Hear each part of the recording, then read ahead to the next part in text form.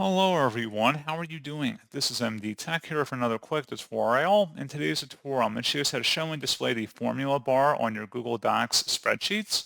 So this should hopefully be a pretty straightforward process, guys. And without further ado, let's go ahead and jump straight into it.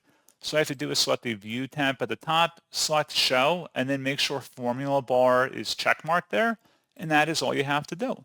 So pretty straightforward process, guys, and as always, thank you for watching. I do hope those will help you out, and I do look forward to catching you all in the next tutorial. Goodbye.